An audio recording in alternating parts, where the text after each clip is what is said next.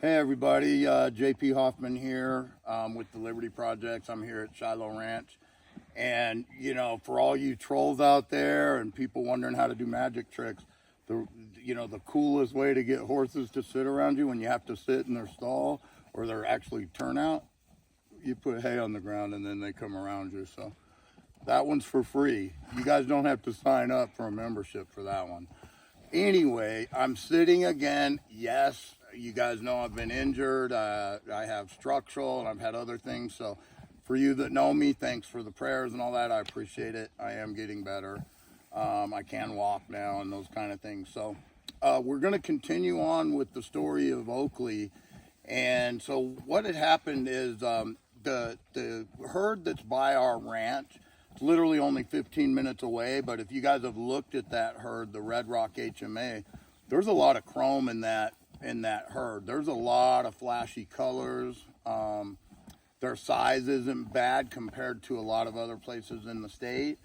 And so there's some value there. And the cool thing over the years is that BLM worked with the documentarian, who we're going to talk about as well, that has been documenting this herd. And she's actually a historian of the area, but she's been documenting the herd since the 90s. And so she knows the genetics way back, and working with BLM, they kind of went through the genetics of this herd. It's even though they're on 100 and I think 50,000 acres, you guys don't quote me, it's somewhere around there, but that's where they have to roam. There's been a few gathers over the years, over the past 30 years there.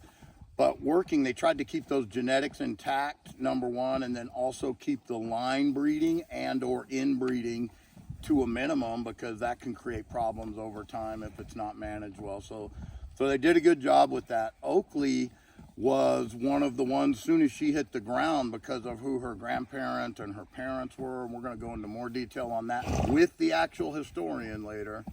But she was important. She was an important part of the ongoing and keeping the genetics alive and keeping the genetics healthy, primarily in the Red Rock herd.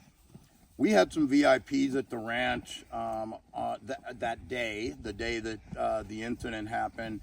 And during that, one of my partners had mentioned, hey, to take the VIPs, do you guys want to actually go see the wild herd? And we'll take you over there. It's about 15 minutes. So driving over there, we went up and saw the herd. Now I'm going to set the stage. It was kind of cloudy, gloomy that day. Yes, it's springtime. It was early April. April 7th, I believe, was the actual day. And we'll provide that as we go. But we took the VIPs up, and during that time, there's a water hole that they all gather to. So while you may say there's a herd here, there's a herd there, in that herd, the horses will run in what's called bands. So they won't all stay together and be in this big herd as people may imagine. They will break off into bands, because then there's enough fighting between them, believe it or not, as we go. But if they didn't break off into these bands, the fighting would be unstoppable. So Mother Nature, of course, puts them in these bands. So the bands would rotate at certain times during the day in order to get to that water hole. And they would take their turns and get to splash in there and get their drink, and then they would move on, then the next band would move in. The reason I told you that part is because I wanted you to tell you the divine timing of this is unbelievable to me. Whether you believe in God or whether you believe it's just a crazy coincidence, that's for you to decide. But when we went up there, again, it was super windy, cloudy. We got up there. One of my partners here noticed that, hey, something's wrong with one of the horses. And so upon further inspection, for me, it was an obvious gunshot wound to her neck. And so, and it happened to be, we just happened to be there at the right time. She was at the water hole. And so because of that, we had the VIPs, who happened to be government officials. We'll tell you who they are later.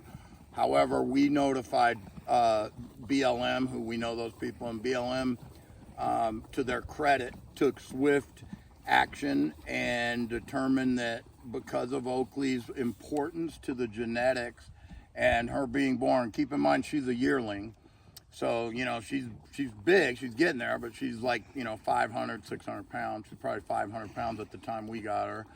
However, because of that importance, BLM said, hey, we would really like to try to bring her off the range and save her. She was in pretty bad shape. She was hanging her head down, kind of dragging along. The other thing that was going on at the same time, she was being protected by one of the stallions because he wanted to keep her as his mare, but the other stallions would come in and fight, and we got some actual pictures from us of these fights when they go on. And if you haven't seen them, I mean, they look very Western, for lack of a better word. However, so the stallions were fighting. They asked, hey, if it's possible, can you bring her off the range? And partly because our ranch is close by, and we've been a friend to BLM, and try to help out these guys whenever we can. You know, that's our goal, right? So we said yes, we would try to help. And so then that started a 3-day process in itself, which was, keep in mind, there's no arenas, there's no fencing, there's 170,000 acres of mountain and flatland and canyons, and also a herd of roughly, and don't quote me, 300 horses involved in this process, as well as the stallions trying to make her their next mate or put them in their little harem of mares. And so we put a plan together, and we'll go into details of how it worked, but for the purposes of this video, we started on Friday night in blizzard conditions, winds about 40, gusting to 60 miles an hour, super cold, and actually snowing, and the snow was going sideways when we started. That was Friday evening, and we ended up successfully, safely bringing her off the range and pulling into our ranch about 6 o'clock on Sunday afternoon. And to BLM, and then we're going to give a shout out to Desert Pines Equine, the veterinary facility that everybody uses in Las Vegas. They came out right away and performed the surgery, and by that point she had a lot of tissue coming out, and so that process had then started.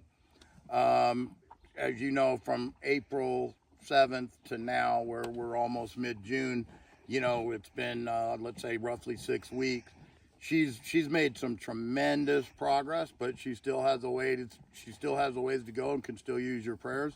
She's out of the woods mortality wise. She's going to make it. We're going to ensure that, but she has needed constant doctoring, and the doctoring isn't once a day, twice a day. It's actually 3 times a day on that wound. And then all of the meds that were involved to save her life, you know, and the team here actually doing that work, setting their alarms and getting out of bed and coming in the middle of the night to make sure she received the proper doctoring. So that being said, the story of how we got her off in that 3-day period or 2.5-day period is pretty wild in itself. Our understanding is that that's never successfully been done. We know they've tried to do it before with foals and different things, but with the wild horses, it's extremely tough to try to bring one off. It's much different than the gather. You don't have traps, you don't have all of the things involved. So we tried to make it low stress, but we will go into details of how that whole process worked and how we got her here.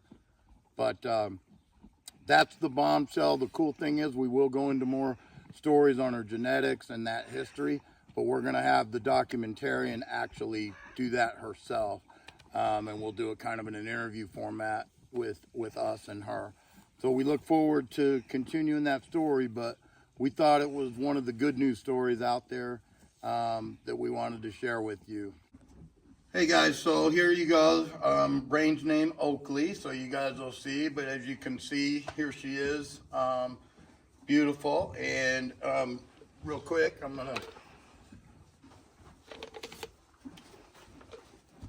this is the doctoring we were talking about, and yes, it's not about me, but you can see I can still walk.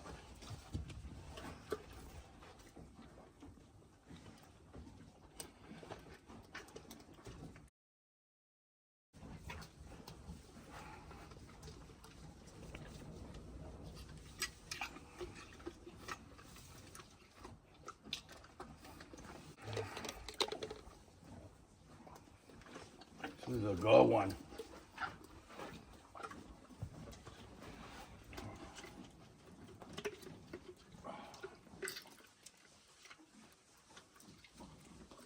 I know. I'll get the bad taste out from the other one, huh, baby? All right, so as you can see, she still needs the doctoring, as we talked about, but you can see she's doing great. So like I said, she just had the surgery a week ago, but we're going to start sharing some more in-depth stuff about the history, about what we went through to get her off the range, and we're really excited about having her here. And so stay tuned, follow us. Guys, check out if you want to help, do that by checking out our merch store and seeing if there's something there you like. I can promise you love the quality. And if you don't, send it back. We'll make it right and exchange it or give you your money back. So keep following us. We look forward to hearing from you. Thanks.